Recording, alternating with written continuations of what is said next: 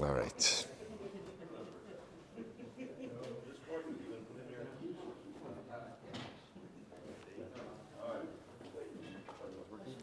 All right, Shabbos, good morning. Good morning. Let us begin by thanking all of our sponsors for this morning's share. To thank our Talmud Torah sponsors for Tafshin Pehei 5785, the Tilsim Mishpacha, for dedicating all the Shirim and Drashos this year as a zechus for Besaros Tovos for Am Yisrael.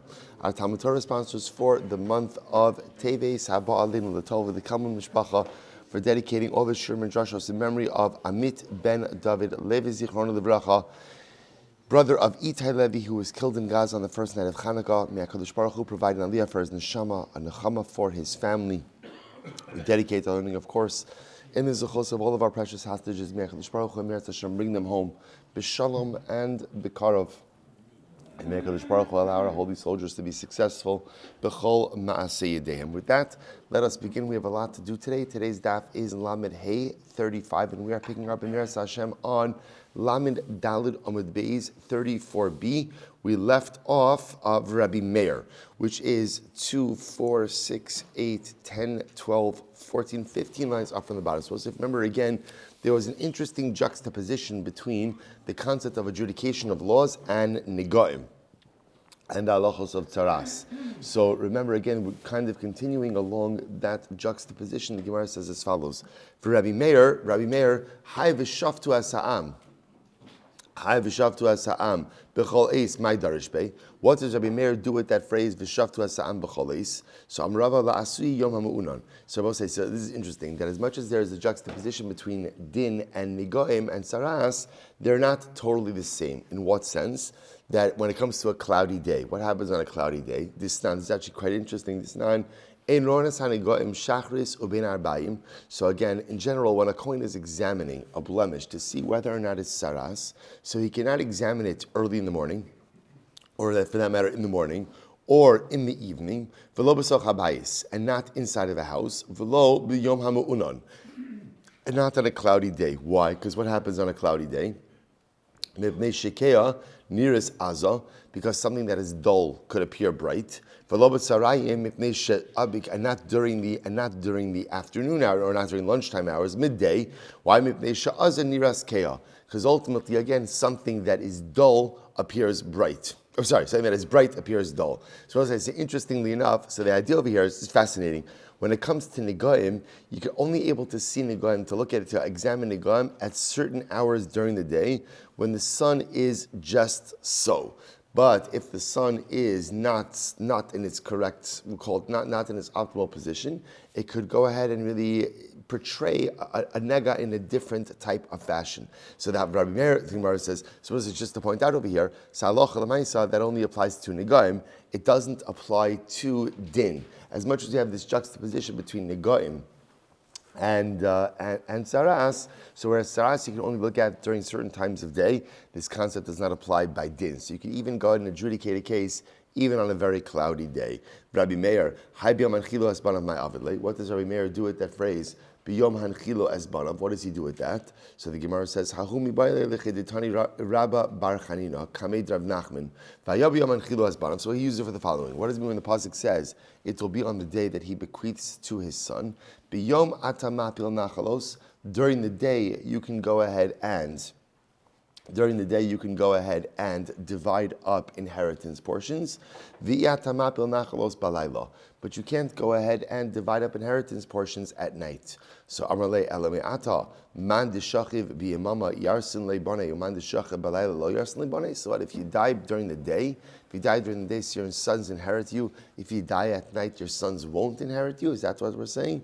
To which the Gemara says, no, Dilma din nachlos kamras. No, we don't mean actual like inheritance, or rather we mean actually the actual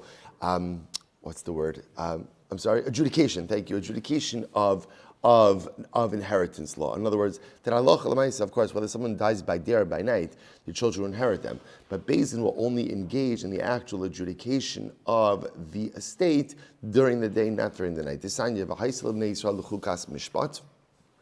Pasuk says it will be for Bnei Yisrael again for a chukas mishpat. Ora kala parsha kula lihios din. ultimately the Torah tells us that often the distribution of an estate has to be treated like a complete legal matter, and therefore again follow those particular strictures. So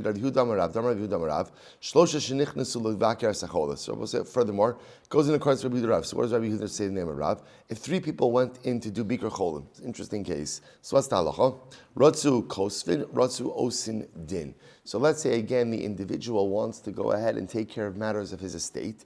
So when the three individuals walk in, they can either simply record what it is that the individual is conveying to them, or they can actually operate as a beis din as well. Shnayim, on the other hand, if it's two people walking in, kosvin ve'in osin din, they can record what it is that's happening, but of course they can't become a beis din. That's only true if they're going to visit by day. But at night, they could record what they saw, but they cannot become a beis din. Why? Because when they come in the evening, they have the status of edim. And what's the halacha? Ve'ed ein nasa dayon. We've seen this concept before. An eid, the witness, cannot transform into a judge. Amrlei in hachi kamis. Yeah, that's what I meant as well. Okay, so we'll say so again. So quite a fascinating also. So again, remember the primary topic of Rabbi say to highlight was this concept that dinei mamanas, monetary law, could be adjudicated by day and could be ruled on by night. Right. Furthermore, again, remember monetary law can be adjudicated and ruled on that very same day. There is no need for any type of waiting period before delivery of a verdict. Okay, like we always see in Gemara, in the midst of all this, also, again, the Gemara brings in a number of other different related concepts. Okay, so let's go weiter. Says the Gemara. Dinei nefashos dana bayom. So let's remember again. So dinei nefashos, capital cases, must be adjudicated by day, and remember again, must also be ruled on by day. Right? Verdict must be delivered by day as well. So the Gemara says, "Minhani mili." From where do you know this? Amar Simi Barchia. Amar the pasuk says, "V'huka osam laHashem neged Hashemesh." So the pasuk literally says over here, quoting again from Bamidbar, so Vayomer Moshe kach es kol roshei ha'am v'hoka osa laHashem neged Hashemesh v'yashav charan af Hashem Yisrael. So this is talking about again when there was unfortunately an episode of Avodah Zarah, right, worshipping of Baal Pa'ar. So HaKadosh Baruch Hu says to Moshe Rabbeinu, essentially execute all of the people who participated. We'll see what Vahoka means in just a moment, but he's lashon of neged Hashemesh. What does neged Hashemesh literally mean? Opposite the sun. Meaning what? That when you execute them, do it by day. Do it by day. Amr Chista, minayin lahoka shi tliya. How do we know that hoka is tliya, is hanging? Right? And essentially again, so HaKadosh Baruch Hu was instructing Moshe Rabbeinu to hang the individuals who worshipped Avodah Zarah. Because the pasuk says, "V'hukan laHashem begivas Shaul bechir Hashem." Uksiv, top of Lamed Hey, 35a, Uksiv, Vatikach Ritzba Bas Ayo Es Asak, Vatateu La El Hatzor Betrilas Ksir, Uksiv, Vayomer Hashem Moshe, Kach Es Kol Rashi Am Achat, Kach Es Kol Rashi Am. So the Gemara brings up the raya from Vahuk Anum. It's actually the story in Navi, the story in Shmuel Beis, where Shaul went ahead and killed out the Givonim inappropriately, or a segment of the Givonim inappropriately. And halacha l'maisa again, the Givonim took revenge upon Shaul by hanging some of his sons. So the idea over here used lashon of Vahuka to mean hanging. So you see from here again that the Torah is referring to execution of Ovdei Avodah Zarah, and it's telling us that execution of Ovdei Avodah Zarah is done neged Hashemesh. It's done opposite the sun. Opposite the sun. So from here you see that execution is only carried out by day. Okay, so the Gemara says, just as an aside, remember the pasuk that we quoted before by Baal Pa'ar, when Klai's worship Baal Pa'ar, says, Vayomer Shel Moshe, 35a, 3 lines down, Vayomer Shel Moshe, Kach es kol Rashi ha'am, im ha'am chatu, Rashi ha'am machatu. So I understand. Remember, the pasuk indicates to us that Hashem says to Moshe Rabbeinu, gather up all of the heads of the nation and punish them. I don't understand. If the people sinned, why are the heads of the nation held responsible? So the Gemara says, Rabbi Yehuda Amarav, Amalach Baruch Hu Moshe, Chalak Lahem. But so we'll say, by the way, what's the Pashup Pshat? Right? If the people sinned, why is the leadership responsible? Because that's what leadership is, right? Leadership means that the leader has complete responsibility for what happens to the constituents, what happens to the flock, right? Even if halacha l'maisa, he tried his best. This is, I think, kind of like when we look around. Well, all right, leaving aside any societal commentary, but one of the most profound pieces, at least of the Jewish conception of leadership, is that if a person is the leader, the buck stops with them. So again, things go well, shkoyach. Things don't go well, things disintegrate within the constituency. The way that Torah at least sees that is a reflection on the leader. Again, it's not always a reflection on the leader, but the leader has to treat it as if it is a reflection on his leadership or lack thereof. That's the Pashat Pshat. But again, the Gemara wants to see is just something deeper involved over here.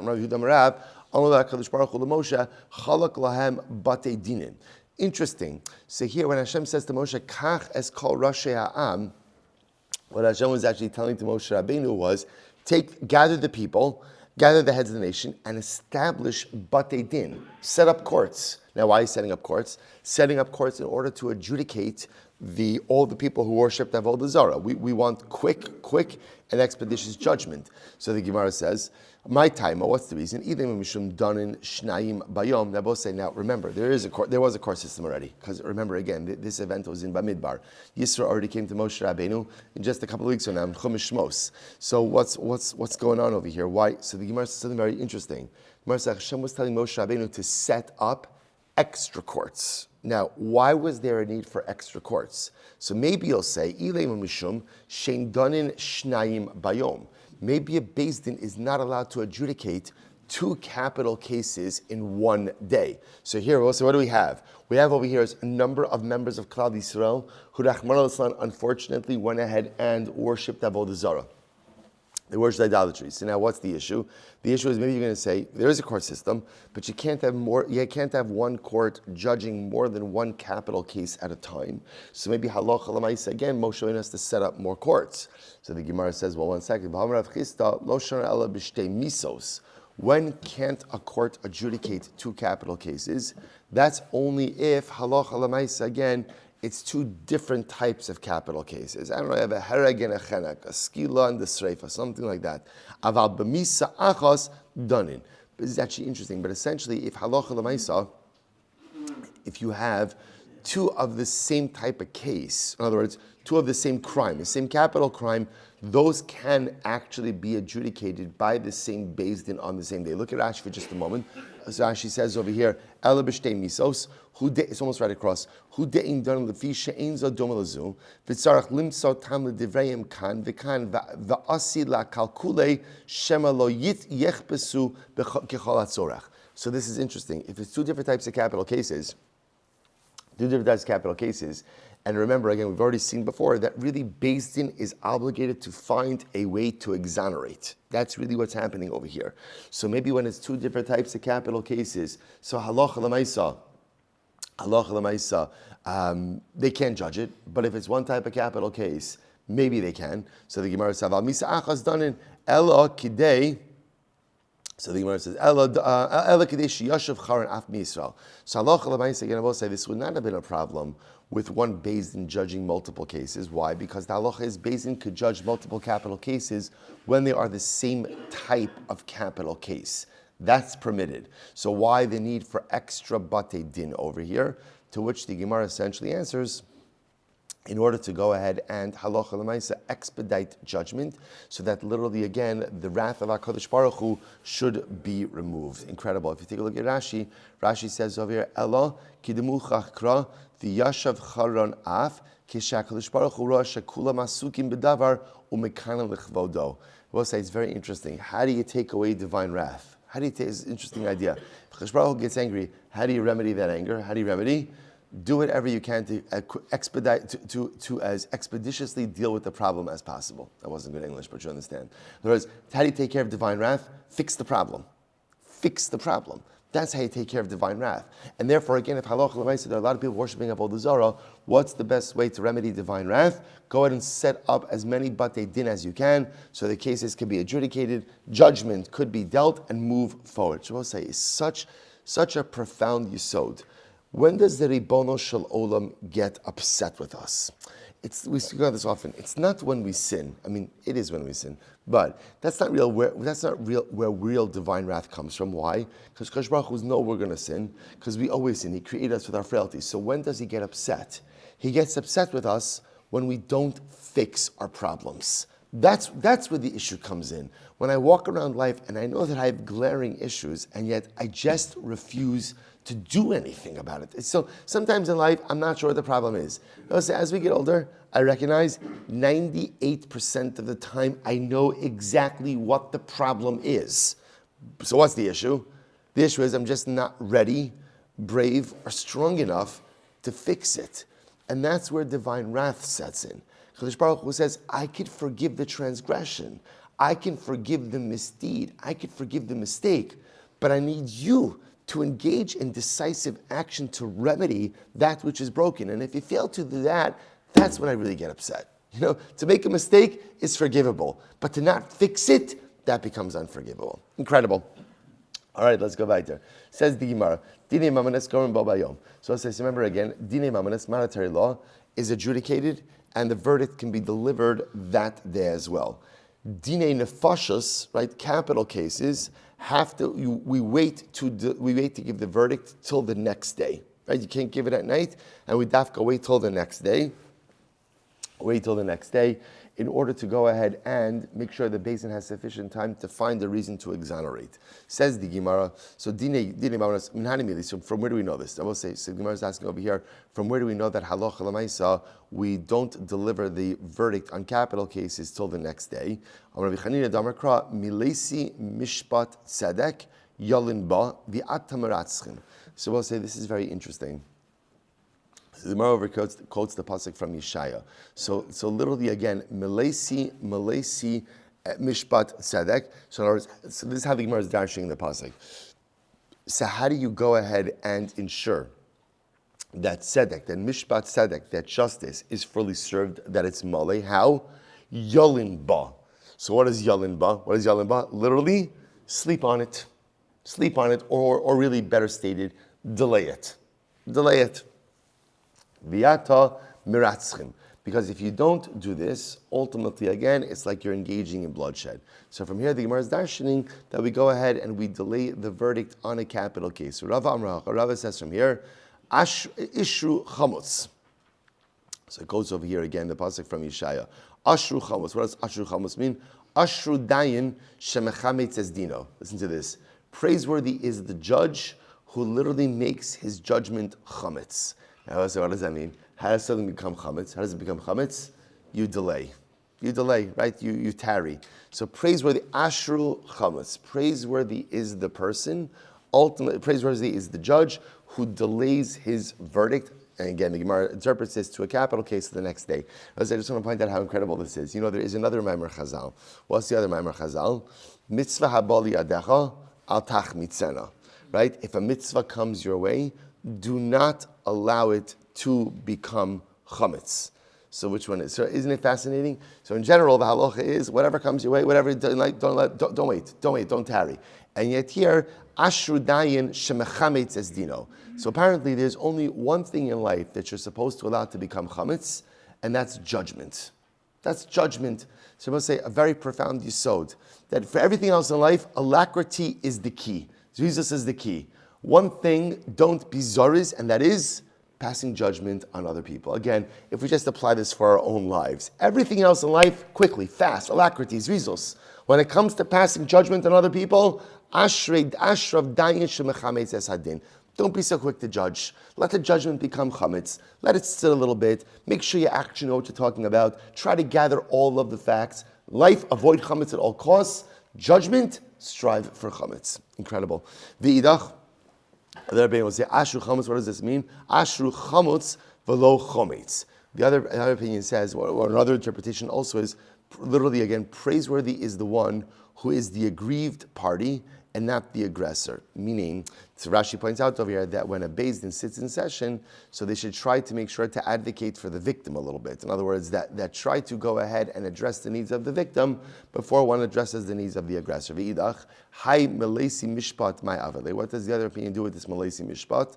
So Kid Rabbi Lazar Amar Yitzchak, cult is very interesting. Kultainis shemalinin bo esat staka kilu shovech damim. So I'll say this is incredible. Any fast day, or after the fast day, balabatim delay in giving tzedakah, it's as if a person has spilled blood. Now, we'll say, what does this mean? Shneimar, milesi mishpat tzedek. Now, we'll say, so I'll point out to you over here. Take a look at Rashi for just a moment. This is really fascinating. Rashi says, kol tainis, regilin hayu belele tainis, lasos tzedakah, v'hayu eime ha'aniyim nesuos lakach. Ve'im yalinu nimtsu aniyim re'evim shnishanu al-kach. So we'll say there was a very beautiful custom. What was the custom? That after a fast day, people would give tzedakah to the aniyim, right? Because the aniyim, again, usually I guess had very little generally, but on a fast day even less. So people would dafka give tzedakah after the fast. If you delay giving, and the aniyim would look forward to that. So if you go ahead and you delay giving tzedakah after the fast, there's almost like culpability for shedding blood. The aniyim are looking to that in such a dramatic way. If you don't do it, there's culpability. By the way, but that's only assuming a person was dispersing bread and dates. Bezuzi v'chiti, but again, bezuzi v'chiti v'sari, but if a balabas is giving out money or wheat or barley, meaning what? Not ready to eat food, less lanba, then there is no culpability for that. So we'll say a really fascinating Gemara. Okay, but again, just to kind of keep on track, these drushes are absolutely beautiful, but just to keep on track. So remember again, for our purposes, what we begin to see over here is that halacha l'maisa, so capital cases can only be started by day. A verdict cannot be delivered at night, as opposed to monetary cases where it needs to be started by day, but verdict can be delivered at night. But now we see capital cases have this additional component. We don't want the verdict delivered that day. Again, if the Beis Din is going to exonerate, that's a different discussion. But assuming that they're not necessarily set on exoneration, they have to wait till the next morning. And again, all of this is part of the motif that we spoke about yesterday, which is that the halacha wants Beis Din to exonerate. They want them to they want them to deliver an innocent plea or an innocent verdict, and therefore again we make them delay delivery of the verdict till the next day. Okay, incredible. Let's go back there. Lefichach ein done. So we'll say now. Here's what's interesting. As a result of this, the Gemara says, so now that we know that anytime you're going to have a capital case, you're looking at what? What's the minimum duration? 2 days. 2 days, right? That's half. Now, it doesn't have to be that way, right? If Beis Din's going to exonerate, they could exonerate that day. But Lamaisa, whenever you begin a capital case, you have to look at the possibility of a minimum of a 2-day duration. As a result of that, what did the Mishnah say?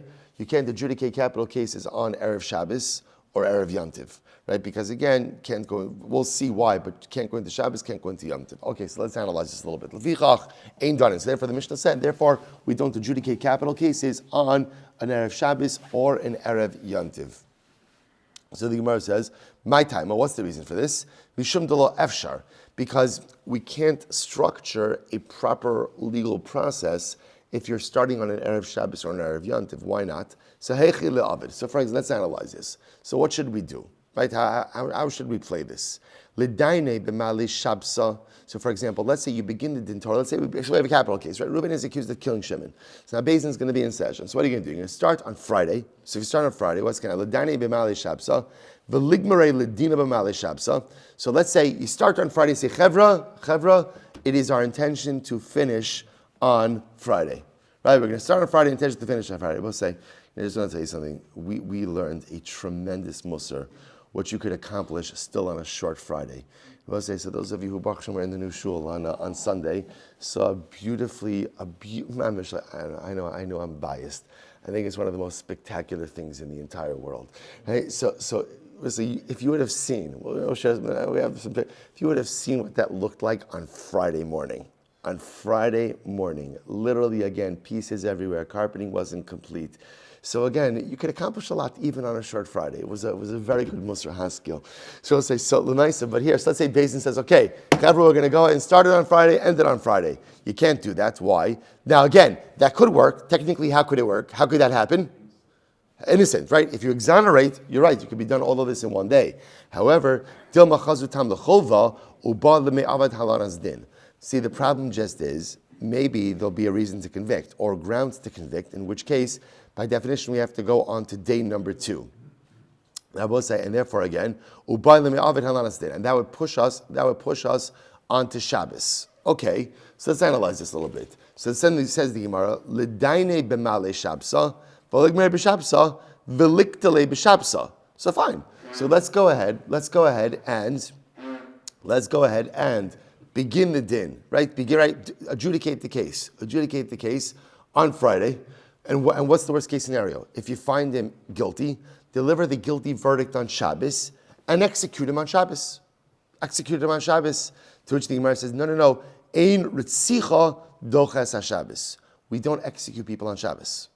I want to point out something very interesting. You say to yourself, for 1 second, are you allowed to deliver is Beis Din allowed to sit in session on Shabbos? I'll tell you something interesting. So the halacha is mid'oraisa, there's not a problem. We don't convene Dinei Torah on Shabbos midrabanan. Why? It's one of the gzeros, lest you come to ksiva, lest you come to writing.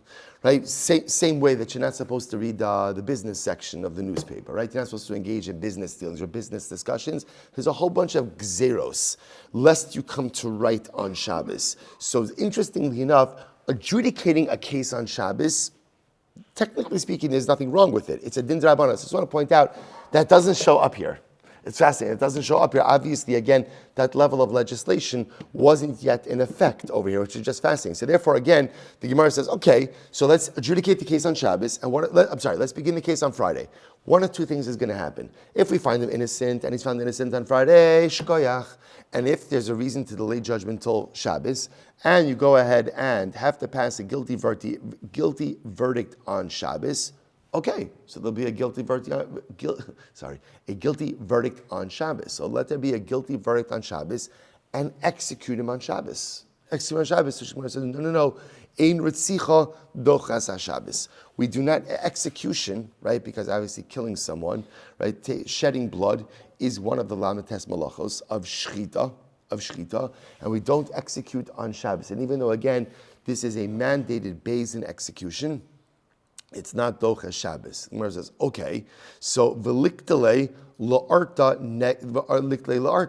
execute him Matzei Shabbos. So adjudicate the case on Friday, deliver the verdict on Shabbos itself, and just delay the execution until Matzei Shabbos. To which the Gemara says, no, we just said before, neged Hashem mishpoinan. I will say when it comes to execution, when does execution have to be done? By day. So the Gemara says, okay, v'ligmerei l'dinei b'shabsa, v'liktele b'chad b'shabsa. So why don't you do this? Adjudicate the case on Friday, deliver the verdict on Shabbos, and have the execution on Sunday. Let's make a weekend out of it. Right? So go ahead, right? So let's do that. Let's do that. To which the Gemara says, no. Nimtza ata ma'ana es dino. So we're going to talk about this. There's the concept of inui din. Inui din ultimately again means unnecessary delaying of judgment, which goes ahead and causes the parties unnecessary pain. So the idea over here is the notion, and this is fascinating, the notion that we're going to judge Ruvain on Friday, give him his guilty verdict on Shabbos, and delay his execution until Sunday. It creates unnecessary pain for him. So I just want to point out how fascinating this is. First of all, take a look at Rashi. Rashi says over here. Rashi says Rashi. Suppose I just point out how fascinating this is. If Ruvain is condemned to death, what does that tell you? He's not a good guy. Yet, what do you see is asking about the halacha over here? The halacha is still concerned with the feelings of not a good guy, right? Which is quite fascinating. So even though Ruvain is liable to a death penalty, which means obviously he did something really bad, just because someone did something really bad, it does not give a carte blanche to go ahead and mistreat them. So even in this case, you say to yourself, who cares? Who cares if he feels worse? So let him sit in the verdict for an extra day. Why does that matter to us? Because it does matter to us. Because even though sometimes, again, people have to be punished, there's still a punishment that's done with dignity, and there's still a punishment that does not impose any unnecessary pain against the guilty party. It's incredible. So why don't we do this? I have a great idea. Adjudicate the case on Friday. Don't deliver the verdict on Shabbos. Instead, when should you deliver the verdict? Sunday. Just delay it to Sunday, deliver the verdict to Sunday, and that way, again, that seems to accomplish everything. That way you slept on it. Verdict could be on Sunday. If he's guilty, you could execute him during the day on Sunday as well. The Rebbe says it's incredible. To which the Gemara says, Minshu Tamayu. We're concerned about say about this, that halacha l'maisa, the judges are going to forget their reasoning. Right? Since the case was on Friday, and then there's Shabbos in between, and I remember again, they're not picking it up again until Sunday, we're concerned the judges are going to forget their rationale. So the Gemara says, now this is incredible. Now, Afagav the Shnei Sofer and Hadayon Omdun Lifneyan, the Kosin Divrei Hamazikin, the Hamazakin, the Divrei Hamachayvin. Now, both saying even though, interesting enough, remember there are scribes, there are court scribes, there are stenographers who write down all of the reasoning, right? So they're writing down the logic of the judges who want to find guilty, the logic of the judges who want to find innocent. So it's all being recorded, right? The Gemara says, never. This is incredible. Nehi debepuma kasina. So remember again, what are the stenographers? What are the scribes? What do they write? They write that which the judges articulate. But listen to this: liba de inish inshi. But ultimately, again, what's in my heart belongs to me. What's in my heart belongs to me. Now, Abba said the truth is this phrase can be read really in two ways. The Vedic Gemara is leading of is liba de inshi, which means that which is in the heart can be forgotten. Now, what that means is the Gemara says is like essentially there's two parts to judgment. There's what the judge articulates, right, and what he articulates ultimately are the facts. But then part of human judgment, by definition, also has to be what? It has to be what? Like a little bit like what you feel in your kishkas. And that you can't articulate. But yet, interestingly enough, that is absolutely part and parcel of the judicial process. So the issue just is the stenographers could write down whatever the judges articulate. They can't write down what's in the kishkas. But what's in the kishkas is also necessary. So the problem is by the time we get to Sunday, and now again, if Sunday morning they're revisiting the verdict, again, or revisiting the case, unfortunately the judge may have forgotten certain things, and that could compromise the effectiveness of the judgment. So we don't want that kind of delay. But I'll also just point out that you can read that phrase in a different way. Here Rashi says over here, liba de inshi, liba de inshi lo kasvi, va'af agav shezachar lo liyisod hatam, nishkach milibo yeshuvo letamo, v'yochel yashlo says tamagon. So again, now the way the Gemara is understanding it over here is what's in the heart, liba de inshi, what's in a person's heart, inshi, he forgets. So you can also read the phrase, liba de inshi, inshi. What's in your heart is yours. No one else knows what is in your heart. Now I will say this is incredibly important on a couple of different levels. So number one, sometimes we see people do things, right? We hear people say things, they act in a certain way, and we are ready to go ahead and judge them in a particular way. Understand, you never know what's happening in a person's heart. You never know what's happening in a person's life. And if you operate with the general principle that at their core people are good, we're good. So if you see good people doing something bad, chances are there's something going on inside of them. You see them acting in a certain way that just seems out of character, chances are there's something going on inside of them. You can't see it. Why? Liba de inshi. What's happening inside of a person's heart, only they know about, no one else knows about. There's another application of this. No one knows what is happening in your heart. Sometimes we expect people to be there for us in difficult times. We expect people to help us when we're struggling. It is important to know, no one knows you're struggling unless you tell them you're struggling. No one knows that you're having a difficult time unless you tell them you're having a difficult time. And even people who love you very much or are very close to you, so I say how much relationship strain is created because people who we love very much expect us to know how they are feeling, even though they don't articulate how they're feeling to us. Remember, Nevuah ended with the second Beis HaMikdash. Hey, so the only way someone can know how you're feeling is if you tell them. And if you don't tell them, you can't. They can maybe intuit certain things, but remember, liba de inshi. Your heart is yours, and no one else really has a window into it but you. Incredible. Okay, let's go right there. So therefore, hilchach. Therefore, also we exhausted all different possibilities, and therefore, hilchach lo efshar. So now we understand why the Mishnah said that you can't adjudicate a capital case on a Friday, because essentially, again, there's no way to have this come out in a proper way. Incredible. So we'll say now, interestingly enough, the Gemara says, one of the interesting facts that came out over here is that halacha l'maisa, so Beis Din execution does not go ahead and, it's not docha. What's the word docha? Override. Doesn't override Shabbos. So the Gemara says, interesting. So the Gemara says, the burial of a meis mitzvah, remember again, what's a meis mitzvah? I'm walking down the road, I see an unburied body, that's called a meis mitzvah. There's no one here to bury it, I have an obligation to bury it. The obligation to bury a meis mitzvah should be docha Shabbos from a kal v'chomer. What's the kal v'chomer? Uma avoda shedocha Shabbos. Right? Now, remember, avoda, sacrificial service in the Beis HaMikdash, right? Beis HaMikdash service is docha Shabbos. I was saying, even though Beis HaMikdash service has a lot of malachas in it, right? Carbon tummy, you shech the carbon tummy, right? We go ahead and we're putting ketores on the coals, right? Mavir, right? Havara. We're doing a whole bunch of malachas, but you see temple service sets aside, overrides the halachas of Shabbos. So listen to this. Uma avodah shedocha Shabbos kvuras meis mitzvah docha also milach oso. Now listen to this. We'll say a meis mitzvah supersedes avodah. It overrides temple service. Now, where do we learn that from? We learn it from the word ula'ach oso. So we'll say we're not going to go through this whole drasha, although it's a great Rashi to look at on your own. The pasuk is talking about la'aviv ulimo la'achiv ula'ach oso lo yitamal lehem mosam ki nezer elakav al rosho. So at the nazir, a person is a nazir, like the Kohen Gadol, ultimately again cannot become tummy for anyone, even the closest relatives. Now, I will say the issue over here is all the Torah needed to say is that a Nazir can't become tamei for anyone. It didn't have to say la'aviv, la'imo, la'achiv, la'achoso. You don't have to add that in. So there's different drashas from each one of these. What do you learn out from la'achoso? Okay, the sign. Listen to this. La'aviv, la'imo, la'achiv, la'achoso. Ma tam lomar. Why does the pasuk have to say even for a sister he can't become tamei? Watch this. Hare she'aholich lishchot es pisras. Well, here's what the Gemara is talking about. The Rashi points this out. We're talking about a Nazir who's the Kohen Gadol. This is like an all-star, Klal Yisrael all-star, right?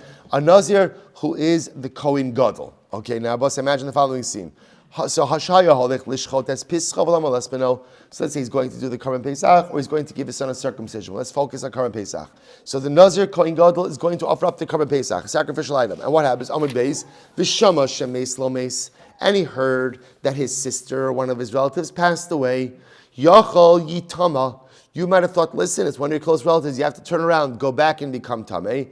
Amrit lo yitama. The halacha is he can't become tamei, right? Again, if he's the Kohen Gadol, he's the Nazir, he can't become tamei for anyone, even his own family member. Yachol kishem shenem matami lachoso kach eno matami lemeis mitzvah. So I might have thought the same way that he can't become tamei for a family member, he also can't become tamei for a meis mitzvah. Tamalomar lachoso. Therefore, the pasuk says no for a sister. Lachoso de'enu matame avamatame hu avamatame lemeis mitzvah. Right? Ultimately, again, but he does become tamei for a mitzvah. So, what do you see from here? What do you see from here? You see from here that meis mitzvah is docha everything.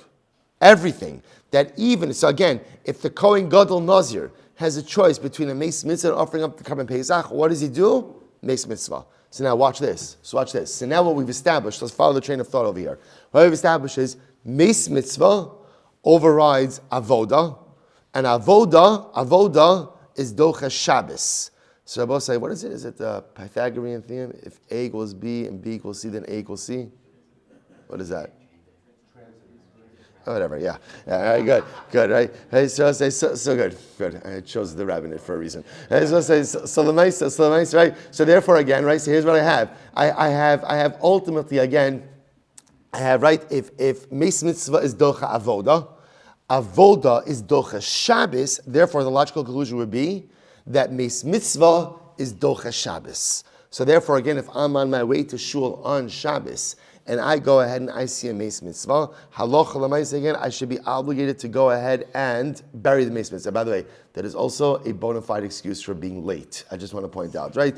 Meis Mitzvah would work. So the Gemara says as follows: Shabbos shenichlis b'nei avoda. So again, if Shabbos is right, if avoda is docha Shabbos, right? Avoda is docha Shabbos. Enodin shetei kvuras Meis Mitzvah docha osa. Ultimately, again, the burial of a Meis Mitzvah should also be docha Shabbos. So this is the argument. Now listen, I want to point out, Meis Mitzvah is not docha Shabbos, right? It's not docha Shabbos. We don't bury anyone on Shabbos, right? Not a Meis Mitzvah, not a regular person. So halacha l'maisa, again, the Gemara is asking, I don't understand the logic. Again, if Meis Mitzvah is docha avoda and avoda is docha Shabbos, then Meis Mitzvah should be docha Shabbos. To which the Gemara says, Amrlei ritzicha tochiach shedoches avoda. Oh, so I'll say, I'll tell you the pircha, so to speak. Say the refutation of this. So execution itself will refute this argument. Why? Because Rabbi say we're going to see execution is docha avoda. Now what does that mean? Take a look at Rashi. Rashi is in the third short line. Ritzicha tochiach shedocha es avoda dichsiv me'im bizmizbechi tikachena lamos. So the Torah says that if somebody is liable to a death penalty, you take him even from the altar, even from the mizbeach, to be executed. Now, what does this mean? This is actually a fascinating case. Shim haya kohen rotzeach v'rotze lavod. So let's say you have a kohen who Rabbi say was found guilty, right? Is liable to a capital punishment, liable to a death penalty, but yet he wants to do the avoda. Mavin also lidun bebezdin or bevachlo yiridu me'al mizbeach mamish im kvar hischil d'chsimei mischilo mal. So it says it's interesting. So let's say you have a kohen who has been found guilty of a capital crime, but yet again it's this kohen's turn to serve in the Beis HaMikdash. So he's getting ready to do the avoda.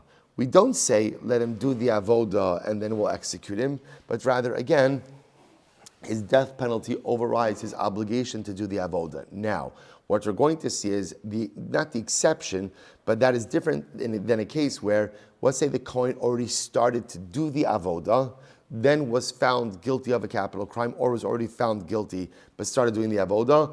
We won't take him off the mizbeach, right? We won't take him. So in other words, we won't stop him in the middle of the avoda. If he already started, we'll let him finish. But if he wants to start, we're not going to let him start. So the idea over here is like this. The Gemara says, So here, execution, right? Execution does this. Execution, shedocha es avoda, ve'ena docha es Shabbos. So you see this ultimately again from Ritzicha, from execution. So execution is docha avoda, meaning if somebody is liable to a death penalty, so we don't let them do the avoda, but yet again we don't execute someone on Shabbos. So what do you see from here? The formula doesn't necessarily work. Just because something is docha avoda doesn't mean that it is automatically docha Shabbos. Okay, so the Gemara says as follows. But one second. Ritzicha gufa titches Shabbos kal v'chomer. But one second, let's turn that on its head, right? So let's go ahead and say execution should also be docha Shabbos. Why not allow for execution to be docha Shabbos? After all, again, I both say, why don't we say the following from kal v'chomer? Here we go. Ma avoda shedocha Shabbos. So again, avoda is docha Shabbos, and we've established right you could do temple service on Shabbos. And halacha, might remember again, avoda requires malacha, and yet you're still allowed to do it on Shabbos. So the Gemara says, Ma avoda shedocha Shabbos, ritzicha docha osa. And I also remember again. So now you have avoda is docha Shabbos, and execution is docha avoda. Right? So we can flip it around, right? So if execution is docha avoda, and avoda is docha Shabbos, then what? Then execution should be docha Shabbos as well.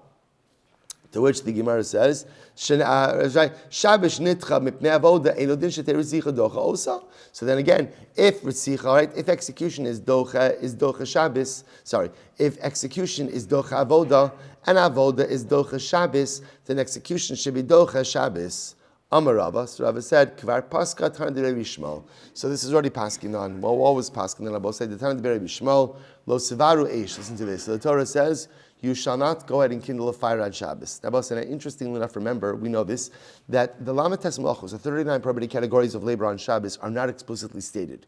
Where are they learned from? The juxtaposition of the section of the Mishkan to Shabbos. And it teaches us whatever labor was needed for the construction or fabrication of the Mishkan ultimately becomes one of the prohibited categories of labor for Shabbos. There is one malacha which is stated explicitly, and that is havara, kindling. So why was havara singled out? Why was it singled out? So the Gemara says, so ultimately, again, according to Rabbi Yossi, it's for the purposes of a lav. What does that mean? It's there to go ahead, I will say, to teach us that whereas every single other malacha is punishable by a death penalty, so ultimately, again, havara is only, quote unquote, punishable by a lav. Okay? And according to Rabbi Nassan, ultimately, again, it's to distinguish between malachos, to teach me that the same way that havara is singled out, if a person does multiple malachos in one helam, right? In one, we'll call it moment, right? One span of time, that there is individual liability for each of those malachos. So we'll say, Kidisanyo, Havara l'labiyatzas, Rabbi Yossi. Rabbi Yossi says that Havara was singled out in order to teach us that Havara is not punishable by death, but rather, again, Havara is punishable by a lav. Rabbi Yossi, Rabbi Nassan says, L'chalik yatzasa. Ultimately, again, Havara is singled out to teach us that just as Havara is singled out, so too there is individual liability for every malacha that is performed. I will say, now remember, but there's another point in all of this. What's the other point in all of this? Is that, remember, certain misos based in, certain types of misa, like for example, sreifa, which is with hot lead, requires havara. The fact that the Torah goes out of its way to say that you can't do havara on Shabbos, the Gemara understands even for execution purposes you can't do havara. So therefore, even though one could construct a very good kal v'chomer, right, which essentially says that if execution overrides avoda, and avoda overrides Shabbos, so execution should override Shabbos. It's a good, logically sound argument, because the Torah goes out of its way to say there is no kindling on Shabbos, and certain misos bezin require kindling. Therefore, halacha l'maisa, no executions on Shabbos. Incredible. Ela Amar Rava, rather Rava said, Tana moshavos kashile. The Tana was bothered by something else. Right, the Tana was bothered by something else. He was bothered by the use of the word moshavos. Torah says lo sevaru eish bechol moshavos seichem biyom haShabbos. Torah says you shall not kindle a fire in all of your domiciles, all of your dwellings. Now, in general, whenever the Torah uses the word moshavos seichem, what does that come to teach us? That halacha l'maisa, this halacha applies both in Eretz Yisrael and out of Eretz Yisrael. The issue is, it appears to be unnecessary in this pasuk. Why? We'll say, in general, whenever a mitzvah is what we call a chiyuv on the gavra, a chiyuv on the individual, it applies everywhere. I don't need moshavos seichem. So here, this is Hilchos Shabbos. Why do you need to tell me that Hilchos Shabbos, or specifically Havara, applies b'chol moshavos seichem? I understand that it's going to apply everywhere. Why would I think that it wouldn't apply everywhere? To which the Gemara says, Amar Rava, Tana moshavos kashile. Moshavos ma tamalomar. Why did the Torah need to say moshavos seichem by Havara, by kindling on Shabbos? It's understood. Michti, Shabbos chovas hagufi. Shabbos says chovas haguf. Remember again, what does it mean the chovas haguf? It's an obligation on the individual. Right? In other words, it's not geographic and it's not agricultural. It's on the individual. The chovas haguf noheges bein baris bein b'chutz la'aretz. And I will say every chovas haguf, remember again, applies automatically both in Eretz Yisrael as well as outside of Eretz Yisrael. Moshavos the kasav rachman alamali. So why do I need the Torah to say moshavos seichem? Mishum Rabbi Shmuel Amar Talmud Echad, because one of the Talmidim said in Rabbi Shmuel, Lefi Shneimar Kiyeh Beish Chet Mishpat Maves V'Humas. Torah says if a person will be liable to a death penalty and he's put to death, Shomea Ani Bein B'Chol Bein B'Shabbos. I would have thought execution occurs both during the week as well as on Shabbos. So the Gemara says, V'ha Ma'ani Mekayim Mechalaleha Mos Yumas. So what does it mean? But yet the Torah says that if you violate Shabbos, you're chayiv for that. So again, isn't going ahead and organizing an execution in and of itself a form of Shabbos violation? I would have said no. That applies b'shar misos chutz mimisas bezdin. that applies to other melachos, but doesn't apply to an execution arranged by Beis Din. Execution arranged by Beis Din should be fine. So the Gemara says, oh, eino ela afilu misas Beis Din, or maybe no. Maybe again, the prohibition of Shabbos Malacha applies even to Beis Din warranted execution. Umani mekayim v'humas, and what is it when it says the Beis Din executes someone? B'chol avalo b'Shabbos. That's only during the week, but not on Shabbos itself. Oh, eino ela afilu b'Shabbos, or maybe even on Shabbos Beis Din can execute. Talmud lomar lo sevaru eish b'chol moshvo seichem. Therefore, Rabbi say again, the Torah says, do not kindle a fire in all of your domiciles. But why you la'alanu omer v'hayu eila lachem l'chukas mishpat l'doroseichem b'chol moshvo seichem. This should be for you a statute of law. In all generations, moshvo seichem ma moshavos ha'amar la'alan Beis Din af moshavos ha'amar kan Beis Din. So we'll say, listen to this. The Torah purposely uses the lashon of lo sevarosh b'chol moshavos seichem. Why? Because chol moshavos seichem, the lashon of moshavos, is also used in the pasuk that teaches you about establishing courts, establishing batei din. Where you're supposed to establish batei din? Everywhere you live. And the Torah uses the lashon of moshavos by Beis Din and moshavos by Shabbos prohibition to teach us what? The same prohibitions that apply for Shabbos for individuals apply for batei din. And therefore, again, a Beis Din is not allowed to execute on Shabbos. Therefore, the Torah says, do not kindle a fire in all of your moshavos. Dafka use it. Remember again, I don't need lashon moshavos by Shabbos. Why? Because Shabbos is a chiv on the gavra, a chiv on the individual. Any chiv on the gavra on the individual applies in Eretz and Chutz La'aretz. Why do you need moshavos seichem? Moshavos seichem because that same word is used by batei din to teach me that the same Shabbos prohibitions apply to batei din. Therefore, a Beis Din is not allowed to execute someone on the Shabbos. So I'll say, stop, but we're not finished with this yet, but a good place to stop. Shkoyach. All right, I will say, Chevron Zoom, have a wonderful day. Good to see everyone.